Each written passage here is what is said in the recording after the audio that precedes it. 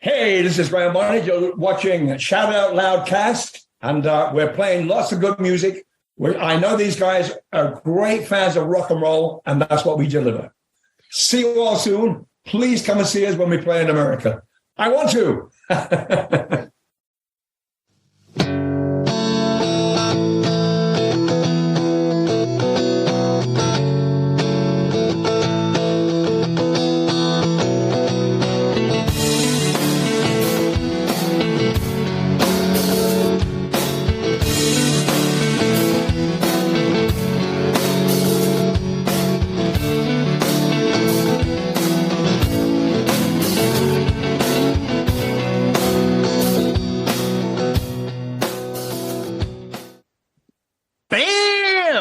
That's right. We're back with another episode of Dorm Damage, the show where anything and everything is on the table and the table gets smashed. Episode 58.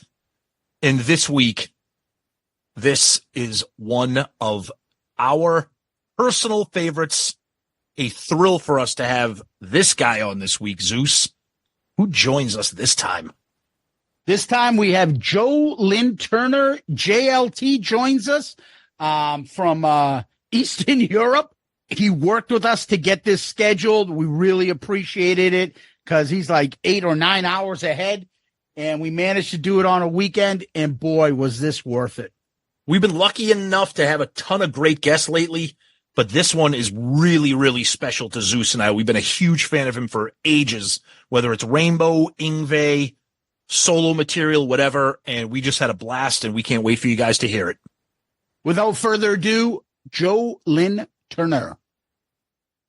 All right, this week we are thrilled to have a legend in the house. One of the great vocalists in rock, a huge one that we love here. You know him from his music with Rainbow, with Yngwie Malmsteen, his solo career, and so much more. It's an honor to welcome the great Lynn Turner to the show this week. Joe, welcome. Thanks so much for taking the time. Thank you, guys. Much appreciated. Really. Excellent. So, Joe, most of our listeners and myself, we got introduced to you from Rainbow. Right. I can remember some of the earliest videos, and I'm like 10 years old or something, and catching you on Stone Cold and Street of Dreams and things like that. Now, I know that at some point you came into Rainbow right as Difficult to Cure was a kind of getting started already, and Graham, who's a friend of the show, we love Graham, was leaving at that point, and I think they had already done maybe one song, I Surrender at least or something, and then you came in and did all the tracks. Is that right? Yeah.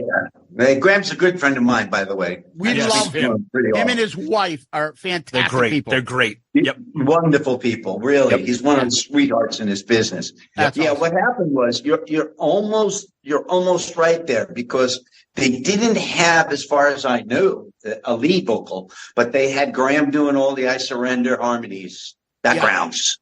Yeah. Okay. So that's what I had heard. I heard his backgrounds. Gotcha. And so I never heard, what I heard was the Russ Ballard's demo. Yeah. And I just said, well, look, is it okay if I kind of move it around and change some things, and they said, do what you want to do, style it yourself. And the upshot of that is Glenn wrote a really nice section on me saying that he never thought that song was a hit song, and that my phrasing and emotion and stylings really brought that thing together. So I was just like blown away by that statement, because the one thing I do have, if anything, is a gift of melody and timing. So for sure. Yeah, and that's the thing that always stood out to me. So Rainbow, your solo stuff, Yngwie, you always to us, people of rock, that like hard rock, always had one of our favorite voices. And I think it's because it's that melodic voice that you have. I Surrender is almost like a perfect example of it. I absolutely love it. And your vocals, like when you're driving in the car and you're singing along to you, like I lose my voice halfway trying to do the I Surrender. It just doesn't work. But you make it seem effortless, and it's a beautiful song. And I heard the other version of it, Yeah, you kind of made that one your own. Yeah. I try to do that with most things. When you do a replacement singer syndrome, the thing I try to do is give respect to the original singer, but at the same time, there's no way you're not them. So you have to make it your own. Yeah. You just do. You really do. Yeah. So, So Joe, it's funny if I'm sitting here thinking if the 8-year-old version of me knew that I was talking to you right now. So I grew up, I found you on MTV, 8 years old, the Stone Cold video. And I always talk about how I had an older sister and we were obsessed with MTV and record stores and rock and music and pop and everything. And I remember hearing that song and being like, this is incredible. It brings together hard rock, melody, harmony, incredible stuff. And I was obsessed with Straight Between the Eyes, Difficult to Cure, and that era of Rainbow. And when I got older and went back and discovered like the Dio years, like Metal Rainbow, it was kind of the same thing with Yngwie when I discovered, Rising Force, which is still to this day one of my favorite albums ever. And then discovered, so I guess it's a long way of saying what you bring to these bands, I think, is such a tribute to your vocal styling, and nothing against what Dio brought to Rainbow and what those guys brought to Yngwie, but you bring such a melodic pop sensibility to bands that may not otherwise have reached that type of people. Well, thank you. I appreciate those kudos. What I was hired for, and I mean hired for, literally, I mean, it was articulated to me that Ritchie wanted to go more commercial. Yep. He wanted, look, everybody was coming out, Def Leppard and Foreigner and, Aerosmith, and they were all had radio hits, and Ritchie wasn't enjoying that at the time. Now, Ritchie is a big ABBA fan. He's a big Melody fan. Yeah. He really is. And he just said, look, we want to go more commercial, but we want to keep the edge. So there's a fine line between the integrity of keeping that hard rock edge and being commercial. Yeah. And I think my version of Rainbow, but our version of Rainbow, we really accomplished that. Totally. We wrote for that. We recorded for that, and we achieved that. We actually charted very well, considering, and we sold more tickets and sold more albums than all the previous incarnations. So we did pretty good. But that was the point. Yngwie too. Yngwie was commercial. I mean, I look at a song like Street of Dreams. I'm like, that is like one of the greatest songs of the 80s that like Journey wishes they had or Foreigner wishes they had, but you made that happen with Rainbow.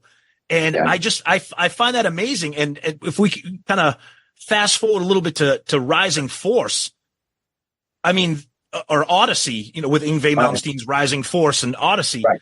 I mean, to this day, I still say that Heaven Tonight, and especially for me personally, I think Crystal Ball are two of the great songs of 80s hard rock.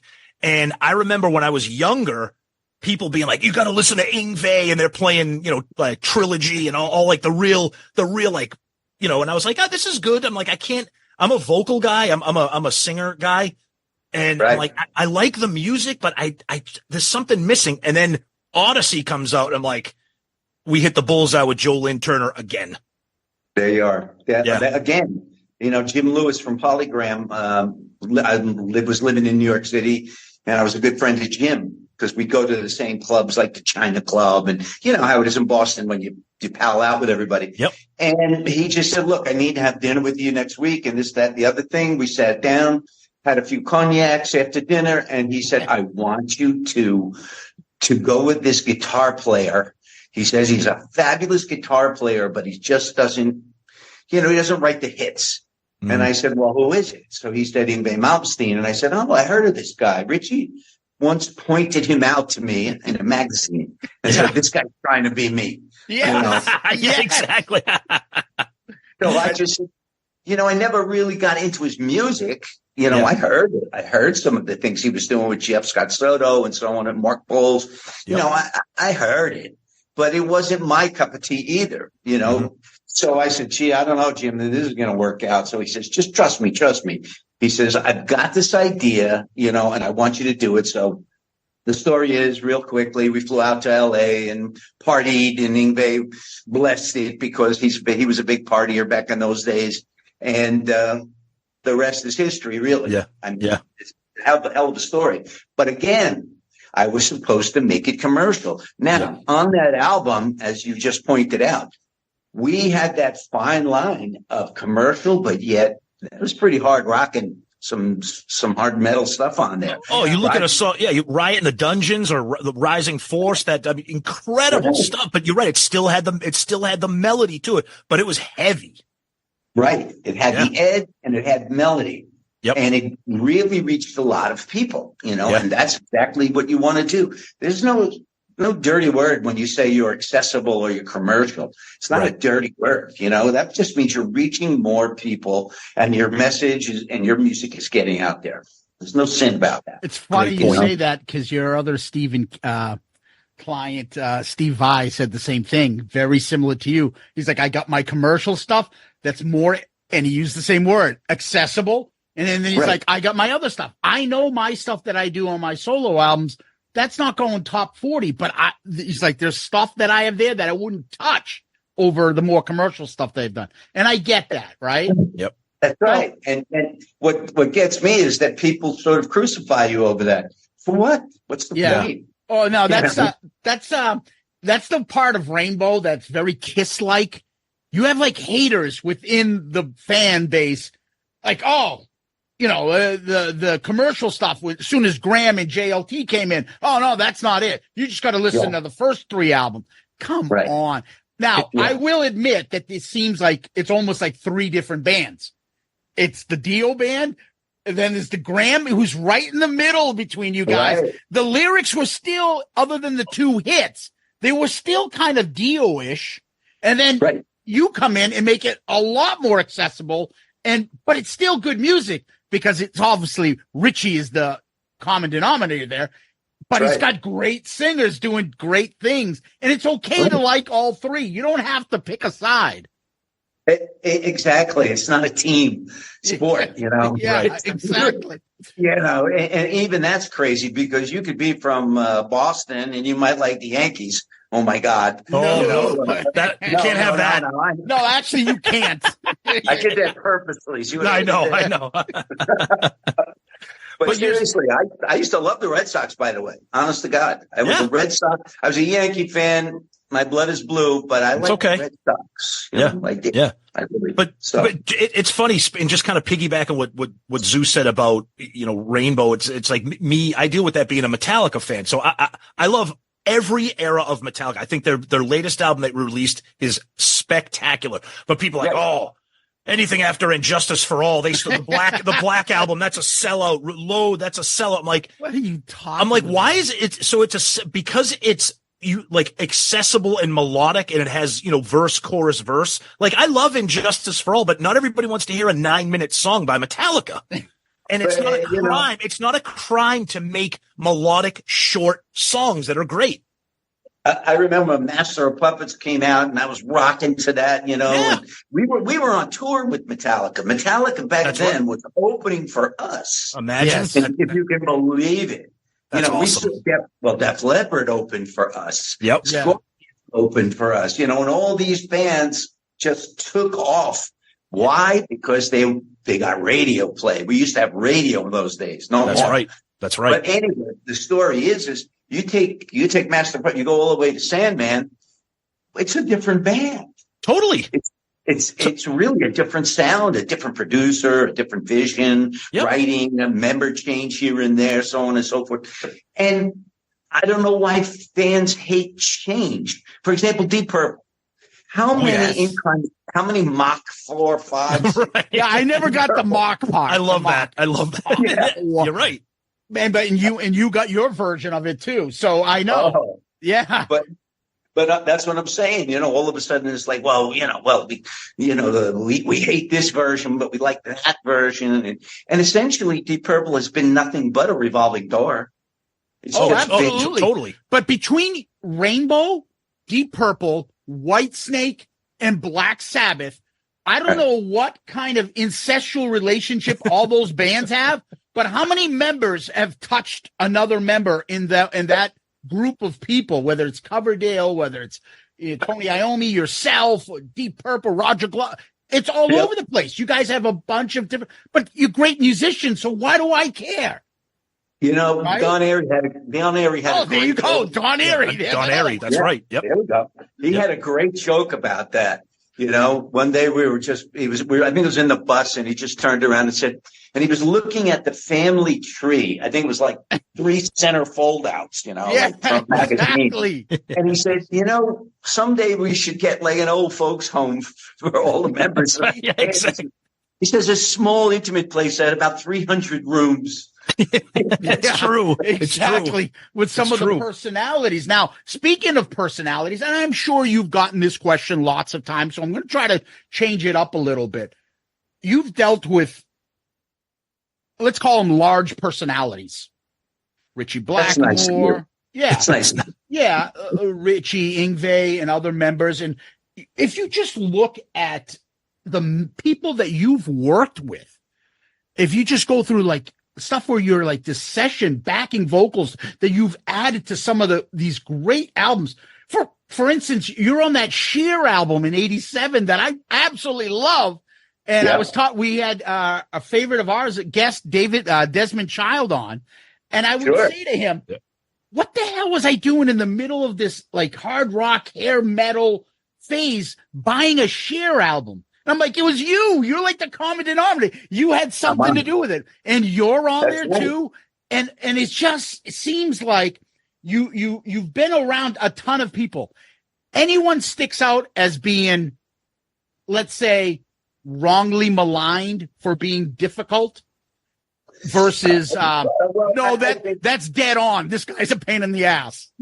Look, I tell the truth. I don't try to slag people off. I just tell the truth about people, and looking back, I mean, I just came out with an interview, and I was talking about Yngwie, saying I just don't agree with his production now and what he's doing, and he thinks he can do it all. And I think that's a mistake, but that's just the truth, and when I look back at, say, Yngwie, who was a difficult, large personality, I understand he wants to keep his vision. I understand how he wanted to not sort of pollute his sound or something like this. But he doesn't understand that he doesn't have to lie that I wrote the lyrics. I wrote the melodies. He doesn't have to lie about that stuff. He doesn't have to say he hates all his singers, from Mike Viscera to Chip. And they're all great singers. Right. I mean, God, yeah. You don't have to do that to prove anything. Right. So all I would say is, that part of it is true. I have no problems with Ritchie either, because Ritchie is a perfectionist, and I want things to be, quote unquote, perfectly imperfect too, as best as you can be. So I never faulted Ritchie for saying that's not good enough. If he would tell me, when he told me, for example, Street of Dreams. Yep. He went, you hit that spot on, man. The writing of it, the melodies, the subject matter. He goes, this is brilliant. It's one of his favorite songs to this day. But he would also turn around and say, oh, you missed the point on that one. You go back and rewrite it. So, I mean, I never took offense to that or thought it was difficult. Yeah. I just said, he hears something that I can do better. And 90% of the time, I think I did. Yeah. So totally. How difficult is that? How difficult is that? With Ritchie, you just hear different stories of like being a curmudgeon or being difficult or being too much of a prankster and making life difficult for people if he doesn't like you. Interviews. And that's the other interview thing, yes. Where he just fucks with people for a while. It just, God. Well, look, he fucks with everybody. I mean, my initiation to the band, the new members when Dave Rosenthal came in, he goes out of his way to fuck people, their heads. I mean, I could tell you stories. Wait till a movie comes out, because the stories are hysterical, what he's done. I mean, and you gotta love him because it's ingenious stuff. Right, prank stuff. And I think it's because of that, unfortunately, as great as a guitarist he is and as his reputation, he should be even higher, in my opinion. Oh, I agree. But he doesn't. He seems like he's right outside the door of the Clapton, Page, Beck, and then he's underneath that, where I think he should be right there. Well, the funny thing about that is that when you talk about influential guitar, everybody brings up Blackmore. Everybody brings up Blackmore. But people are like predisposed to be like, oh, Ritchie Blackmore, he's great, but he's this, he's that. But you're right. I think you're right. You're right, Zeus. I think he's unfairly knocked down a few pegs because of what people think he is as a person. Yeah. I the first thing that comes to my mind when you bring that up is, as far as all the other bands that just shot right past the projects that we were doing, because he didn't continue another album with Rainbow in our style, I think we would have really cracked it. Because but he don't give a shit. He gets to a point where he just is very content where he is. Yep. He doesn't have to, this whole Jimmy Page, Led Zeppelin thing or whatever it is. Yeah. And he just says, look, he doesn't give a shit about Rock and Roll Hall of Fame. He doesn't give none of that. Yeah. He just, he loves his music, what he plays. He's made his living. He's lived his dream or whatever. And everybody cites him as the master that they learned from. Totally. I agree. So why didn't he surpass all of that? Because he really didn't want to. He didn't have to. Yeah, he doesn't play the game, and I get that. I mean, look what he's doing now. God bless him. He enjoys it. But I don't want to hear Ritchie Blackmore do woodland music with his elf band. I want him to rock out and do the shit he was doing with you guys. But he enjoys it, and he doesn't need the money. He doesn't give a fuck. This is what he wants to do. This is what he does. But that's what he loves. Honest to God. Yeah. I think I had a hand in that, because when I first met Candace, her name was Candy. Okay. And in Florida, and we were doing a football game, a soccer game, and for WDIC, a charity, and we were taking off our gear and whatnot, our cleats and all that stuff. And she came up to me. She thought I was Ritchie at first. And she said, so anyway, we were talking, and I explained Ritchie's over there doing an interview. She said, well, what kind of music does he really like? And I said, truly, he likes Renaissance music. And she said, oh, so wait. So she says, you mean Annie Hanslem? And I said, no. We're talking 16th century type stuff. I said, there's a quartet in Germany. He follows around to all the castles. These guys just play quartet, with loops and old instruments. This is what he loves. And she nailed him, man. She came in and she told him, I guess, that she loved the same thing. And the rest is history. That's it. Oh, man. Joe, I have to. So I'm blaming you then. It's your fault. Isn't everything? Ask my wife. It's the same with her. Yeah. I want to go back to Odyssey, just because to this day, that's such an album I hold so close to me, probably because it didn't blow up and get overplayed. Tell them what we did with it too. Yeah. So we have a couple different side podcasts, and one of them is called the Album Review Crew, where we pick one album a month and we spend 3 hours picking it apart. Yeah. Non-Kiss album. And when it came time for me a couple of years ago, I picked Odyssey, and I just gushed over the album. I had the cassette. I had the CD. I now have the vinyl. I'm a vinyl collector. And I kind of wanted to know two things about, you mentioned Yngwie. Was he open, when a song like Heaven Tonight or Crystal Ball or Dreaming, those are songs that really, he never really did before. Was he oh, wow, this is great, Joe. These sound fantastic. These are melodic. Or was he these are great, but this is not what I do? Was he on board with that melody and that accessibility that you brought? Well, not entirely. He was on board with the record company's excitement with what was happening with me and the band. When they would hear even the roughs of these songs, they would be going, oh, this is what we wanted. Jim Lewis, for example, this is exactly what I'm talking about. Heaven Tonight, my God, this is huge, so on and so forth.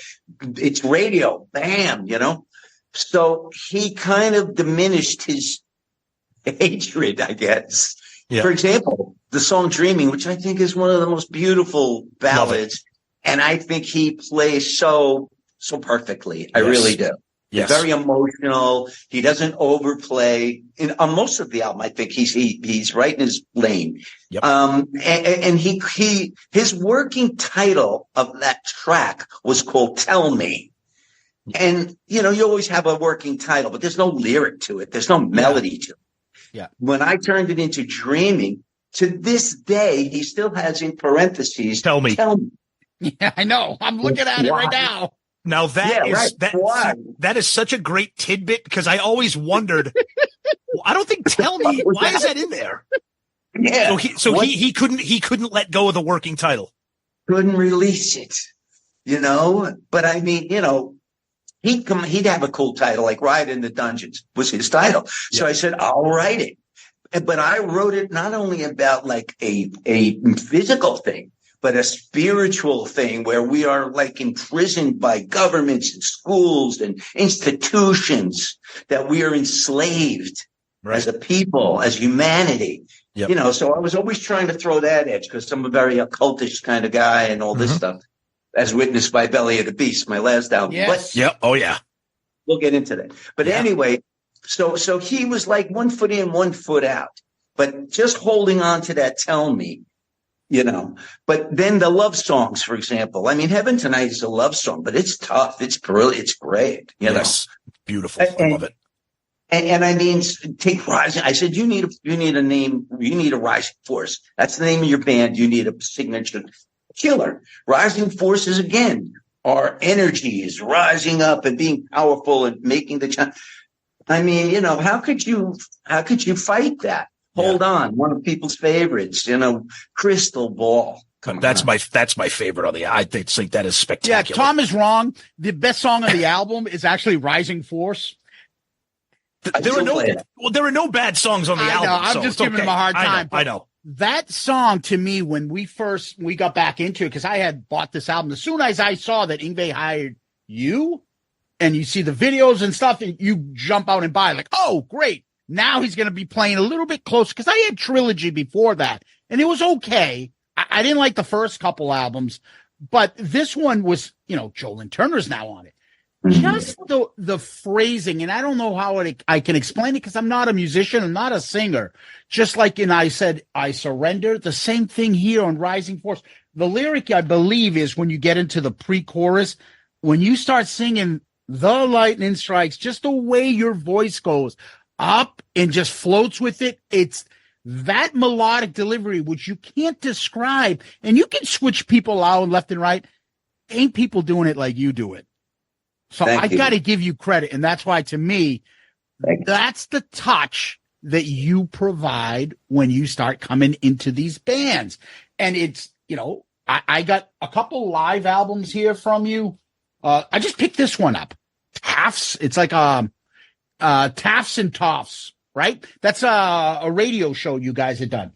Okay. I can hear you play, and which is amazing on this, because you guys do like Smoke on the Water. You do some Steel Rainbow. You do some Graham Rainbow. Everybody, you can hit all of them. It's a little different when you're doing their song, but you still put your touch on it. And your touch is that melodic voice that we all love from the 80s. And it just sticks out completely different. And I absolutely wish, you're so right, that you guys were able to get that last album after Bent Out of Shape. I don't know what happened there, but why didn't that come about? Money. Real quick, I'll tell you exactly what happened. We were planning on doing another record, and we were coming back from Japan all beat and tired, and that was our last bit of the tour. We did Japan, and I mean, we toured Japan. Yeah. Like 3-4 nights at Budokan alone, Wow. Nice. Stop at Sun Palace 2 nights, 20,000 a night. So anyway, what happened is that the manager came up to me in my seat and said, "Oh, Ritchie really wants to put Purple together." And he told Ritchie, "Joe really wants to be a solo artist with Elektra Records and all this stuff." And the next thing, BMG came in with some money or whatever it was. And they went back to the Purple stuff. Yeah. So it was like, one thing that people don't realize is that bands are not necessarily always best friends. Oh, yeah. This is a working relationship. Mm-hmm. It's really a professional relationship. If you of course, we become friendly on the road. We go out, we drink, party, whatever. But it's not like right now. You don't talk to people. You don't pick up the phone and call them. Very rarely. You know, in fact, I have friends from other bands that I talk to, but not the band I was in. So there wasn't a lot of chatter between us in communication saying, hey, what do you really want to do? Is this really true? Is this not true? What, you want to be a solo artist? You don't want to be in Rainbow anymore? Like the manager said. I said, we only found out a couple of years after it all crashed and burned that we were played. That had we known, probably it would have been a different decision. I really believe that, because we had no problems between us, Ritchie and I, for example. You know, absolutely none. There was no arguments between us. We wrote really great stuff together. Yeah, you did. Oh, absolutely. You did. Absolutely. But you still worked together afterwards, because wasn't he there when you were there with Deep Purple? You still worked with him. He's the one that got me into Purple, in my opinion. Right. I think he just said, it's Joe the Highway, I'll leave, whatever. That's what I think. I mean, I went up and auditioned, and I earned my keep again. For example, Cut Runs Deep. That was the exact chorus I sang the first time. I still have a briefcase with all lyrics and things. And Ritchie would call it my magic bag. And I'd pull it out and I'd say, this one seems to fit. And I'd sing it. And they were shaking their heads. Yeah, this will work, because they needed somebody to also write. Having written with Roger and Ritchie before, there was no problem. Yeah. We knew we would make the songs on Slaves and Masters. Yeah. That's a great record. I don't care. I agree with you. Mm-hmm. It's a great record. Deep Rainbow, call it what you, well, there's 3 guys from Rainbow, 4 guys from, what do you expect? Don, you, and Ritchie. What do you expect it to be? You got Jimmy, Roger. Geez, Yeah. But at the same time, just listen to the music. The playing on it's great. The arrangements, the composition, So I digress. So what I'm trying to say is that I really believe he just said we should have Joe come up, because they had a singer. And they said Joe should come up here and at least give it the last try. And I went up to Vermont in this old ski lodge, abandoned ski lodge, where they were rehearsing, and just nailed it. And that was it. I never went back home. I stayed up there and I was in the band. Yeah. That's amazing. Kind of leads me to kind of my next question. And again, I kind of want to go back to Odyssey for a minute. The success of that album, the popularity of that album, the commercialism of that album. And one of my biggest things that I wish is that we got more Lynn Turner with Yngwie, and we didn't. Can you share with us, if possible, what led to? I'm assuming it was Yngwie, but I don't know. Let's hear it from you. Why there was no more Lynn Turner? Well, let's put it this way. We were kind of all of us. I mean, when I say all of us, I mean even the Johansson brothers. In my opinion, and they were within forever. Yep. And even they were, very discouraged about things, because he started to turn into the dictator, the large personality again. Yeah. And Barry Dunaway, the bass player, who was perfect, who could play exactly his riffs on the bass, no problem. And we looked good and we sounded good and all this stuff. And he started to become overbearing again. That's just the simple truth of it. Yep. And to the point where just couldn't take it anymore. And in fact, we were out of the band and we got a call to do the Russian thing, live in Leningrad, which later became. And we had to make a decision whether we were going to put up with the bullshit in order to do this. And we all figured, well, all right, look, let's throw our hat in the ring and let's do this. It's a great experience. It was the second Glasnost in Russia.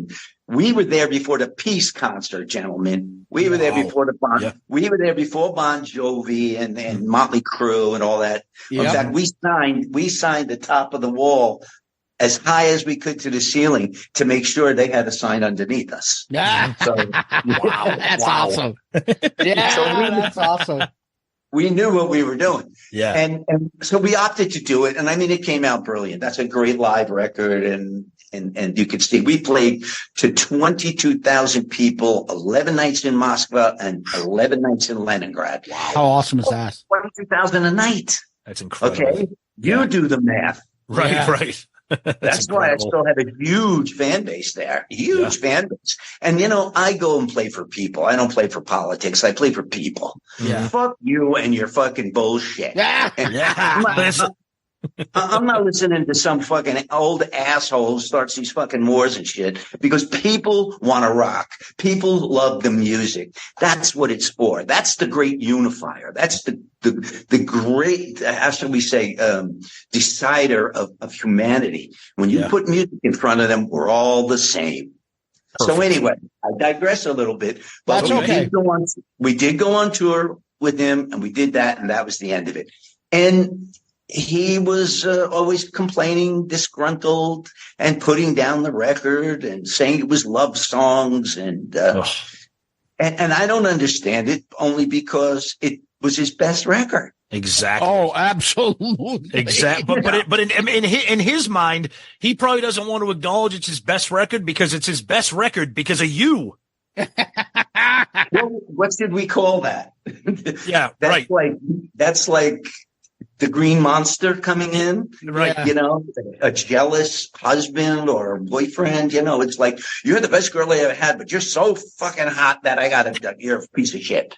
What are you kidding? What are you, crazy? That's right. You know what's funny is this is all before he put everybody on the left of the stage and put himself in the middle. There is that is somebody I stopped following him, but somebody had told me he does. I'm like, that's not true. There's no way. One of the funniest pictures in the world. It's the funniest shit.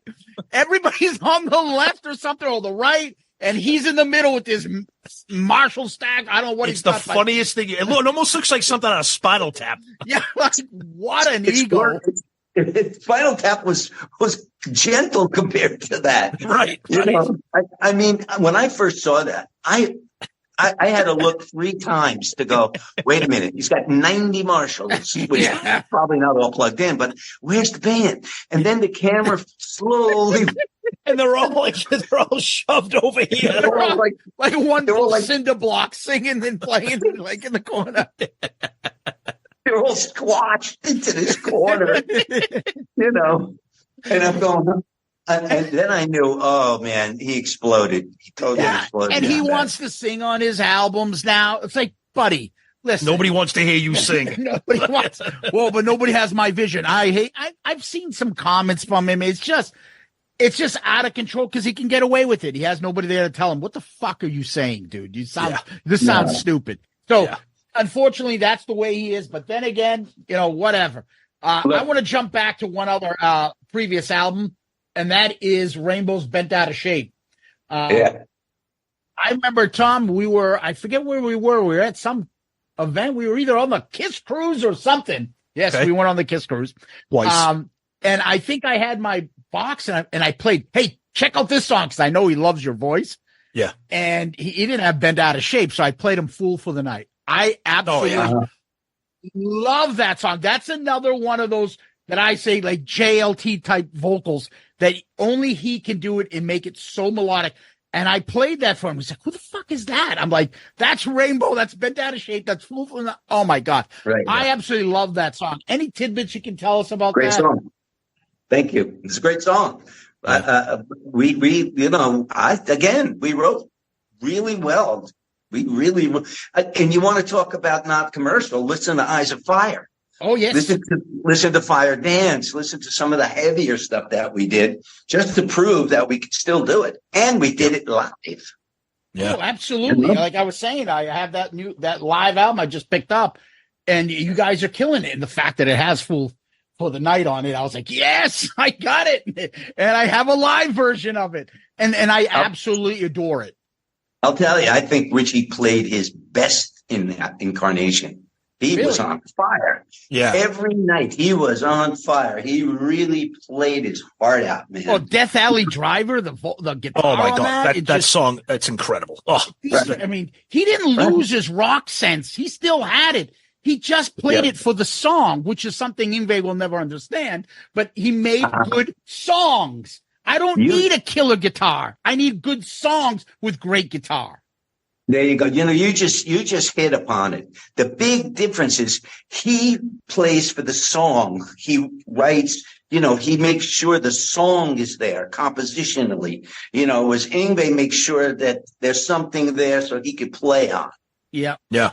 Over, more or less. That's where I came. For example, in Dreamin', I'll tell you a short story, a real quick one too. Yeah. If you know the song well enough, you'll know the bridge. The bridge of the song says, "And then I find where I find you." That was all guitar solo. And I said to Jim Lewis, I said, Jim, because Jim came to the studio, and I said, Jim, this is a bridge. This is a vocal bridge which separates the verses and the chorus from the next instrumental part, change key for the guitar solo, blah, blah, blah. Yeah. He said, push back the mic. He said, sing it. I had the words ready, everything. I sang it.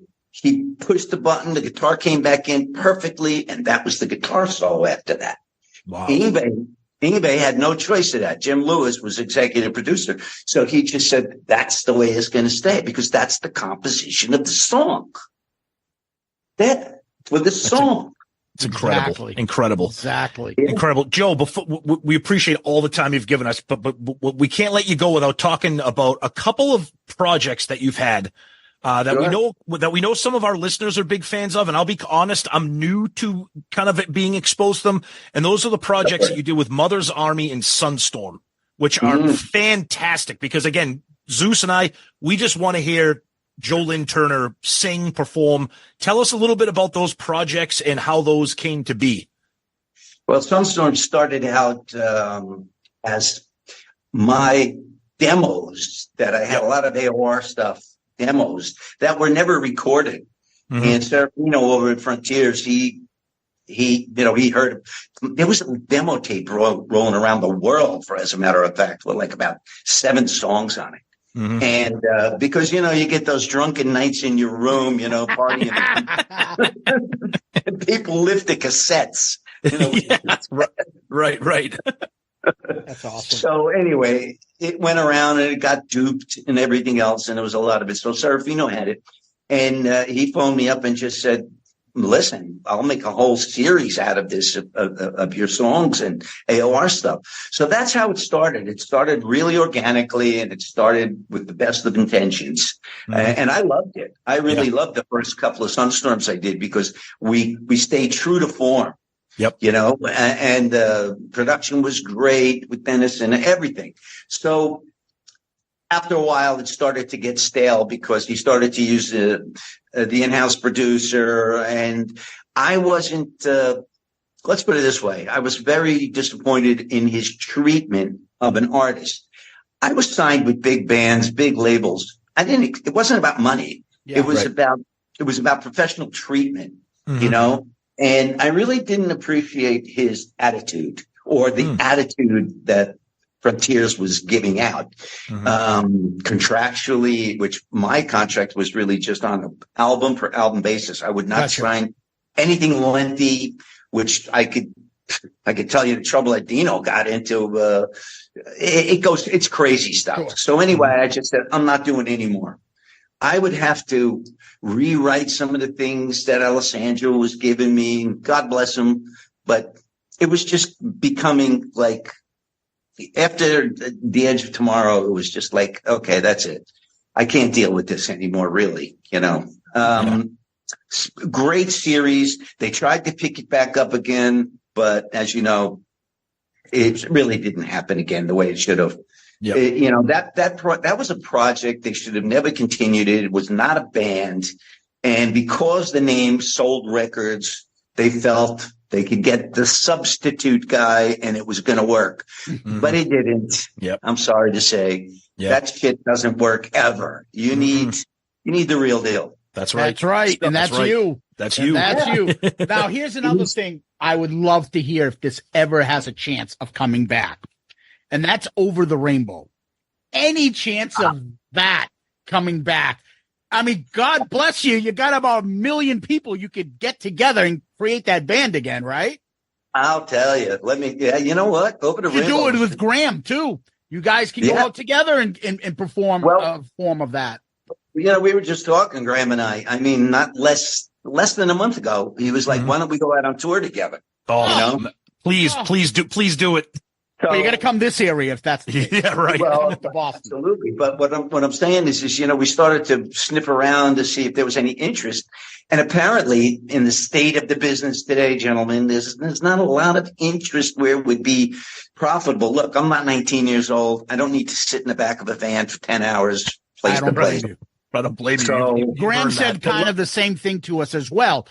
When he can go to Europe and tour and live comfortably and make a shit ton of money, or he's out here trying to find some small club guy who's nickel and diming him over stupid shit. Yeah, that's it, Zeus. You said it. You know why? Because when you got to do a bridge date like a Tuesday night, you're in some shithole in bumfuck Iowa, and all they can pay is $1,000, and you get the farmer's daughter to come out to see it.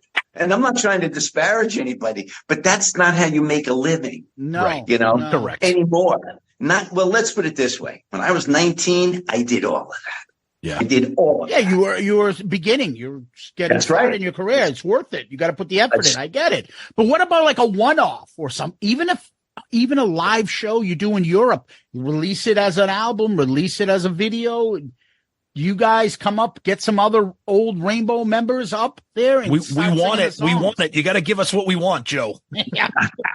You know something? I want the same type of thing, but what we have to do is find the money behind it. Yeah. In other words, some promoter, some organization, whatever. Say even if it was one of the festivals and said, "Look, we want to put this package together on such and such a date in the summer." Great, we could arrange that. We could do that. But then we know exactly what the terms are and what's going on. Otherwise, you're just you're shooting in the dark. Yeah. You don't know how it's. You can't just go, "Hey, let's start a band to go on tour." Right. I mean, thankfully, I'm not in that position anymore. But at the same time, would I love to do it? And I loved Over the Rainbow. But I'll tell you real quickly that the cancer and ego started to seep into even that project, and that's a shame because we were like a dark horse. I remember, I think it was Sweden Rock or something. We were on like the B stage or whatever it was. And everybody, all of a sudden we saw this flood of people coming over because we were hitting it. We had Jurgen on guitar and he was playing the Blackmore shit. Yeah. And we sounded good. We were doing all the Dio stuff, the Graham stuff, the Turner stuff. We did all incarnations of Rainbow. And people went crazy. And they wanted us back. Before we got back there the next year, we were already, broken up because the cancer started to seep into like, hey, well, maybe we could, maybe we should get rid of Paul, and they look at me and go, well, let's get rid of Bobby, and I'm going like, you motherfuckers, what were you getting rid of everybody for? We got something going. Bobby's fantastic. I fucking love his drumming. I mean, he had to take over from Cozy Powell, and he still did a fucking great job. Yeah. Look, these guys are super. All of them. Everybody that played was great. Why? What are you talking about? Just because he got the girl and you didn't? I don't know what's going on. That's fucking hilarious. Hey, the last thing too for me, I want to bring up to you because, I mean, Mother's Army. Let's go, Mother's Army. Oh yeah, go ahead. We're going to go to Belly the Beast too, but go tell me. Okay, tell us about it. I'm here and I want to talk about this. Sure. Mother's Army. Yeah, Mother's Army.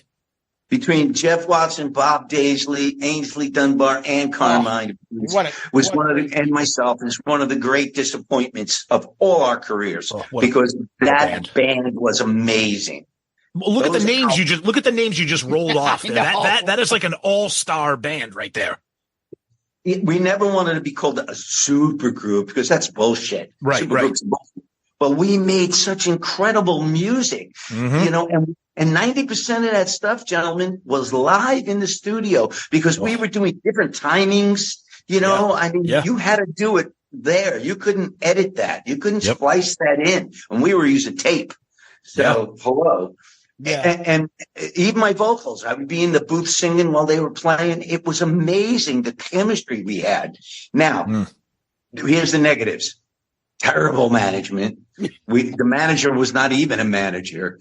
He stole money from the advance from the record company in Japan. So a typical, and something, you'd think we would have known, right? Oh, You think we would have known by then, and I fault ourselves. We all do, but we were so busy making the music, so into the band, that we really weren't paying attention. I guess we call it trust. We weren't paying attention. He was telling the record. That's a rock and roll thing, company right? that we weren't working, and the record, and he was telling us that the record company wasn't giving the money. Meanwhile, they were giving the advances and the money to keep going, but he was playing both sides against the middle and pocketing. Yeah, right? It's a sad story of rock and roll. You hear it all the time. Even the biggest, all the way down from Elvis to the smallest band, there's always crooks and shit. And you always hear about this stuff later. And it's like, you're just so hungry to play the music and stuff. And sometimes you can't keep your eye on both. And this is the shit that happens. Yeah. And it's our mistake, but we really were consumed by the music. Now, we just found about 4 months ago, we found 5 songs from the last Fire on the Moon sessions. Okay. And we were red hot with this stuff. And these demos are so cool because they're so raw and they're so real. They're like, they were the demos. They're literally demos. Yeah. But what we did was we sent them to our buddy up in San Francisco, and he remixed it and he put a little foo-foo dust on it, shall we say. And they're good enough to put out in the public. So we went back. Right. So 5 songs. So we went back to Edel. Edel has a 3-box set, a 3-record box, CD box set of all the Mother's Army. Yep. But so far, I just talked to him today, and so far they're like, it would cost us too much to make the packaging. It costs us too much to publicize it. It's not exactly, it's yesterday's news. And we don't think so. So now we're trying to figure out what to do with this. So I just told him, I said, Dr. Drew Thompson's running it. So I said, Drew, just we'll just put it out on Spotify for free. We don't want any money. Yeah. We don't want any advances. We don't want anything. Just in fact, we put in our own money to remix it and master it. Wow. Yeah, because you know why? I have them in my computer. I want to hear it. Right. Yeah, exactly. Yeah, but I want it on CD, brother. Right. I don't want to listen to Spotify. I fucking hate it. You got to get me on a tirade. I hate it too. I want the CDs of all your stuff, and so that I can eventually download it to my computer, put it on my phone. Right. I won't pull out a CD, but I want to buy the hard copy. I want the artists to get their money, and to have something I can read the liner notes. I can read the thank yous. I can read the lyrics. All right, old school, like that's right. I roll your weed on the album cover. There you go. Yeah, there you go. Yeah, perfect. This is what's who produced it. Who wrote this. How much? That's the interesting. Do you know these kids today? They like a song on Spotify, which sounds like shit anyway on Spotify. Yes. Yep. And they've got one song. They don't know who it is, who did what. Never heard of it. And that's it. I mean, it's like, what? It's disposable. It becomes disposable to them. No, I want to take the Mother's Army box set and then have that EP on there too. And then I can be like, I just want to hear them. I want to put it on my phone and hit shuffle and hear any song by them pops up. I can't do that now because I got to go from my iPhone on Apple to Spotify. That's really hard, Zeus. It is, because you can't hear it all the same at the same time on one album. I know. And it's a pain in the ass. I hope you get some success and are able to put that on some sort of a release, and that'd be great for all of us. Yeah, well, we may have no choice just to put it on our own platform. I'll take something over nothing. Me too. Yeah, because we need to get it out to the public, because the people who do know about Mother's Army love it. Yeah. And this would just put it right over it's the cream on the cake. Let's talk about your last solo album, the latest, Belly the Beast. Okay. Yeah, which is about that. Original Paintings right behind me, by the way. That's a friend of mine. It's an amazing. Awesome. I knew this was going to be the cover like a year before I finished the record. Yeah. I got to give kudos to Peter Takarin because my co-writer and producer, Peter from Pain, Hypocrisy. 5 years before that, his brother is a big fan of mine, wanted me to play at his party, up in Sweden, above Stockholm. So we went there, and afterwards there was a bunch of guys like from Sabaton and people, and we were all partying. And Peter said to me, "We should make a record." And I said, "Great." I go, from my genre and your genre, we'll make a marriage and blah blah blah. Yeah. Well, he said he gave me a cassette to take home. Yep. And I wrote to it, sent it back to him, and he just was like, "This is great." Then he was on tour. I was on tour. Things got kind of low key. Pandemic hit, and we said, let's finally do the album virtually. So we did everything by files and WhatsApp and Viber and computers and you name it. And so I love Peter. He's amazing talent. And he, in my opinion, made my dream of what this record should be. I wanted it to be a lot more messaging. I wanted it to be a lot more artistic. I wanted it to be a lot more mature in a sense. And if you listen to it, you'll find all of those factors in there. And we did accomplish what we set out to do. We got message and we got metal music. It's commercial still. The hooks are there. The voice is there. Great writing on both our parts. I agree with you. And for me, it's, I took a lot of flack because there's certain things in there that people politically don't agree with. Well, I'm sorry if I offend you, but I shall be, be redeemed one day. The truth will come out. I think it's a great effort. And, for your group and age that we're all part of, to keep playing and keep putting new music. I enjoy it a lot because you're still creative and you still need to get stuff out. You're not you're not being a legacy act out there, and which is what we do for our podcast. The main podcast is a Kiss podcast. God bless them. We love them, but they became a legacy act the last 15 years, just playing the greatest hits and touring and stuff. I'm curious because we did see your little comment to Steven when we're talking about like, hey, let's get, have Joe come on. It's like, yeah, but aren't they a Kiss podcast? I thought I got a little hint of like, Kiss isn't your bag. No, the fact of the matter was I really didn't know what your podcast was about and who you spoke to a lot. I wasn't aware of you guys. I'm sorry to say. No, it's okay. But what I'm trying to say is that if we were going to talk about Kiss, I'm not a very good source. Okay. I knew those guys in New York. That's what I'm curious. That's what we want to leave you with. Like, tell us some Kiss story or your thoughts on the band. Like my co-writer of all my solo albums is named Bobby Held, and he went to school with Paul. Oh, and, really? And all this kind of stuff. So there was a lot of interaction at the clubs and at Bobby's apartment and all that stuff. So it was like very normal to see Paul and when Gene would come strolling in, and what have you. And he was always Gene, he was always Gene. In character. Yeah, if you see a skinny girl, you go, why don't you eat a sandwich? That kind of shit. I mean, typical Gene. Were you a fan of their music? I'm just curious. Well, in the beginning, Kiss was like, okay, hey, these guys are great. They've got a shtick.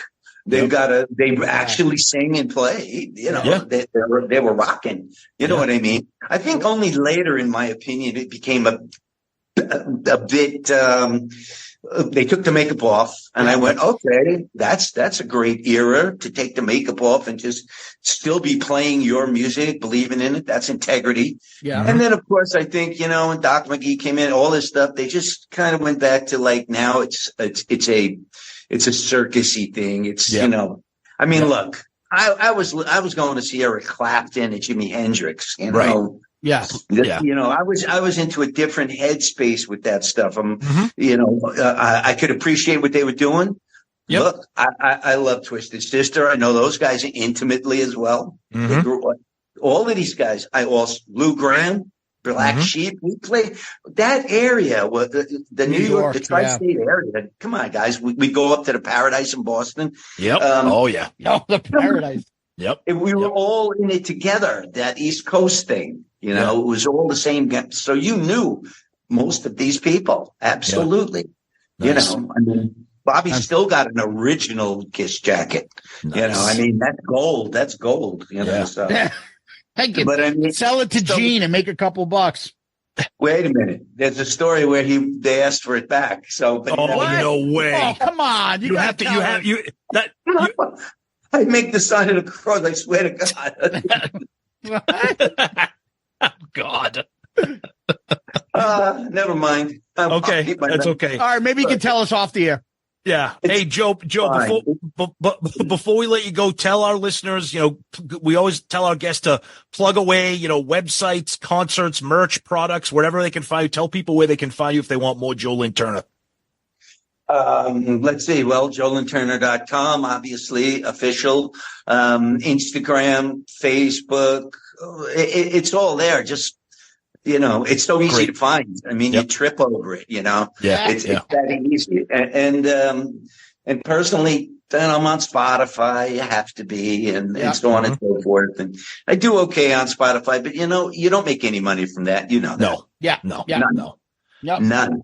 So it's not about money anymore, really. It's really, I mean, if you want to make money, you got to go on tour and sell merch and all that kind of stuff. But I do my tours. I do selective dates. And I'd love to see my people out there because I can now pick and choose where I want to play, how often. That's great. You know what I mean? Great. That's great. And for me, I got family and things like that. And that's family first. It was always that way with me. Remember, I'm an Italian from New Jersey. That's right. That's right. That's right. Love it. Love it. Well, he is the great Joe Lynn Turner. This has been an honor and a thrill, Joe. Thank you so much for giving some of your time to us. We appreciate it so much, and we know our listeners are going to love it too. Thank you. Well, you guys are great. I mean, honestly, and I wish you all the luck in the world because you guys are old school. And what I mean by that is not in a negative way. That is in the real, genuine music lover way. Much appreciated. And I wish millions of people would listen to you guys and your opinions because you're right on target with that stuff. That's right. Joe, thank you so much, buddy. God bless you. Thank you, Joe. Thank you.